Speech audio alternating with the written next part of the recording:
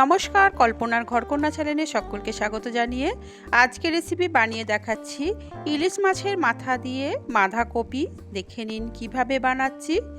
প্রথমে আমি নিয়ে নিচ্ছি একটা মিডিয়াম সাইজের ইলিশ মাছের মাথা, নুন হলুদ মাখিয়ে রেখেছি। আর আধখানা বাঁধাকপিকে আমি প্রেসার কুকারে 2টো সিটি দিয়ে রেখেছি। আর এবার নিয়ে নিয়েছি এখানে 2টো বড় সাইজের আলুকে কেটে নিয়েছি, একটা টমেটো আর একটা পেঁয়াজকে আমি কুচিয়ে রেখেছি। এবার কড়া গরম করে নিয়েছি, কড়াতে দিয়ে দিয়েছি 2 চামচ সর্ষের তেল। সর্ষের তেলটাকে একটু ভালো করে গরম করে নিয়ে আমি প্রথমে আলুগুলোকে কড়াতে দিয়ে দিচ্ছি। কেটে রাখা আলুগুলো কড়াতে দিয়ে আমি বেশ লাল করে ভেজে নেব কিছুক্ষণ সময় ধরে।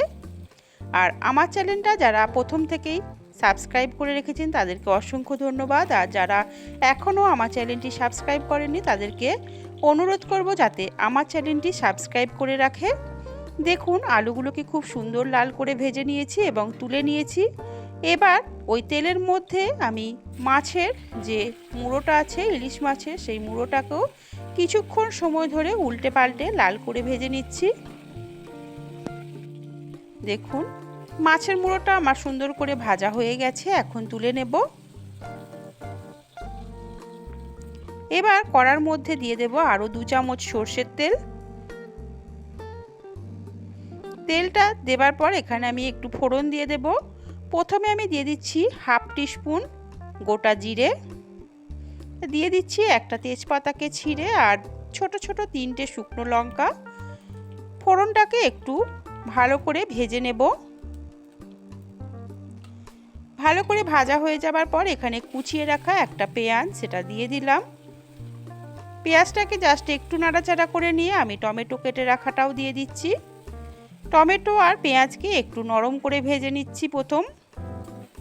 দেখুন টমেটো আর পেঁয়াজ খুব সুন্দর নরম হয়ে গেছে। এবার আমি এখানে অ্যাড করে দেব পরিমাণ মতো লবণ, আর দিয়ে দিচ্ছি 1 চামচ হলুদের গুঁড়ো, দিয়ে দেব 1 চামচ জিরে গুঁড়ো, আর সামান্য দিয়ে দিচ্ছি এখানে লঙ্কার গুঁড়ো। আমি এখানে কোনো আদার ব্যবহার করিনি। এই মশলাগুলোকে জাস্ট কিছুক্ষণ একটু নাড়াচাড়া করে নেব। ভেজে রাখা আলুটাকে অ্যাড করে দিয়েছি, সব কিছুর সঙ্গে একটু ভালো করে নাড়াচাড়া করে ভাজা ভাজা করে নিচ্ছি। দেখুন কিছুক্ষণ আমি নাড়াচাড়া করে ভেজে নিয়েছি। এবার যে বাঁধাকপিটাকে আমি একটু সিদ্ধ করে রেখেছি প্রেসার কুকারে, সেই বাঁধাকপিটা দিয়ে দিলাম। দেবার পর আলুর সঙ্গে খুব সুন্দর করে একটু মিশিয়ে নিচ্ছি।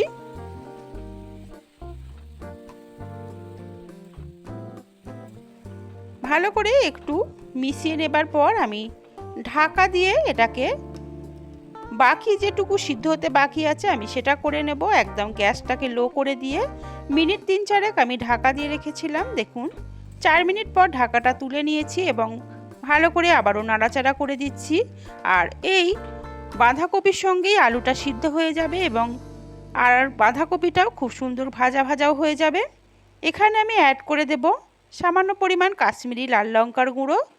জাস্ট এটা কালারটা খুব সুন্দর আসে, সেই জন্য এখানে বাঁধাকপিতে আমি সামান্য পরিমাণ কাশ্মীরি লাল লঙ্কার গুঁড়ো যোগ করেছি।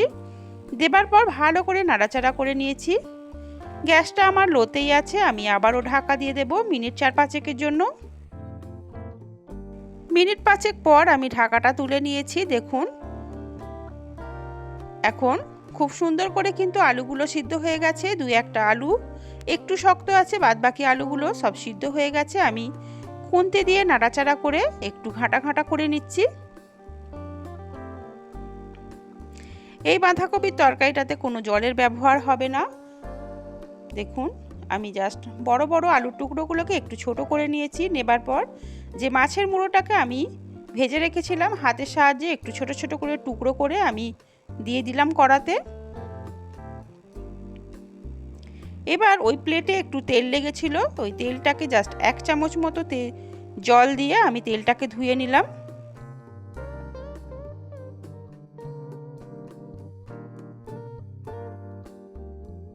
ভালো করে আবারও একটু নাড়াচাড়া করে নিচ্ছি।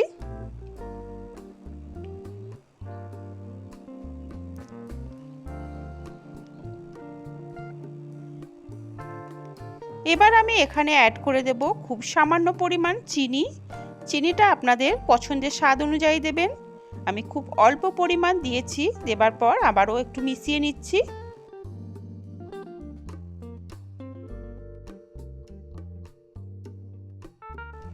এবার আমি একটা সিক্রেট মশলা এখানে দিয়ে দিচ্ছি, ম্যাগি মশলা। এটা দোকানে কিনতে পাওয়া যায়, আমি অর্ধেকটা দিয়ে দিলাম। আর এই ম্যাগি মশলার স্বাদটা এত সুন্দর হয় বাঁধাকপিতে, আপনারা একবার এই ম্যাগি মশলা দিয়ে বানিয়ে দেখবেন, খেতে কিন্তু খুবই সুন্দর হয়। ভালো করে নাড়াচাড়া করে নিচ্ছি মশলাটাকে দিয়েও।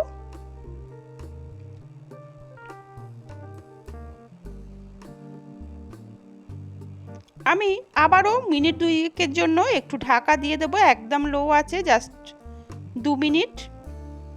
2 মিনিট পর ঢাকা তুলে নিয়েছি, আমি গ্যাস বন্ধ করে একেবারে নামিয়ে দেখাচ্ছি। আর দেখুন এই রকম দেখতে হয়েছে আমার ইলিশ মাছের মাথা দিয়ে বাঁধাকপির রেসিপিটা যদি আপনাদের পছন্দ হয়ে থাকে তাহলে অবশ্যই আপনারা বন্ধুদের সঙ্গে শেয়ার করবেন। রেসিপিটা কেমন হয়েছে কমেন্টেও জানাবেন, আর আমার চ্যানেলটি অবশ্যই সাবস্ক্রাইব করে রাখবেন। আমার রেসিপিটা যদি ভালো লেগে থাকে অবশ্যই একটা লাইক করবেন। আজকের মতো বিদায় জানাবো, ফিরে আসবো নতুন একটা ভিডিও নিয়ে। ততক্ষণ পর্যন্ত সবাই সুস্থ থাকবেন, ভালো থাকবেন।